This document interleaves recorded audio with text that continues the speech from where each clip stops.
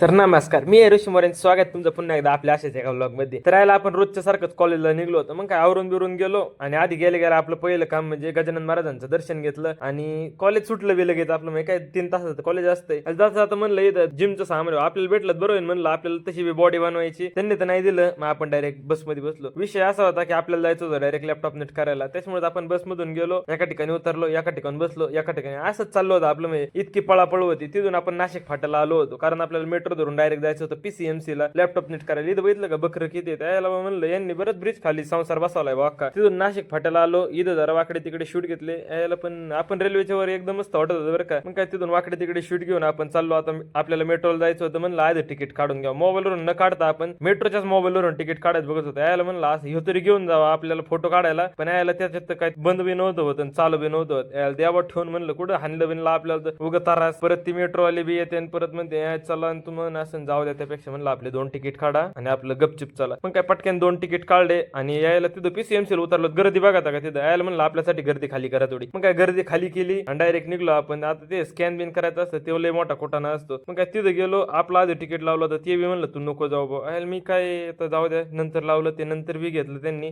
जाऊ द्या. हे कुठलं आपल्याला कमेंट मध्ये सांगा बघा. आलो होतो कुठेतरी सोन्याचं आहे का काय नाही माहिती. मग काय तिथून डायरेक्ट आलो आपण इथं लिनो सेंटरला. आपल्याला लॅपटॉप नेट करायचं होतं ना, त्याच्यामुळे हे तुम्हाला दिसणार नाही कुठे खराब झालंय, त्याचं हिंचलेलं आहे पुढून. त्याच्यामुळे काय अडचण नाही. त्यांनी माणसांनी त्या डॉक्टरनी बघितलं लॅपटॉप बिपटॉप. यायला म्हणले याला 2-4 दिवस लागतील. यायला म्हणलं राहू द्या, आता आपण थोडं बसून घेऊ. तिथं सोफा बिफा होता. यायला म्हणलं बरेच दिवस झालं सोफा बी बसलो नाही. मग काय संध्याकाळी रूमला यायला म्हणलं आता गरमी वाढायला लागली पुण्यात, थंडी कमी झाली, गरमी वाढायला लागली, चला आईस्क्रीम खायला. मग काय इथं भैरून आता आईस्क्रीम पार्लर मध्ये गेलो. त्यांना म्हणलं मस्तपैकी एक आईस्क्रीम द्या, ती बी कोन मध्ये टाकून. मग काय त्यांनी बी त्यांचं पटापटा काम चालू केलं. म्हणलं यार तुमच्याकडे ते हे दांडकं नाही का ते त्यांनी फिरतात बिरतात ते तसलं काही नाही. म्हणलं तुला खायची तर खा गप. जाऊ द्या बा म्हणलं. मस्तपैकी त्यांच्याकडून एक कोन घेतला मग आणि आपण आईस्क्रीम खाऊन घेतली. हा, तसंच फॉलो करायला, लाईक करायला विसरू नका बरं का. आणि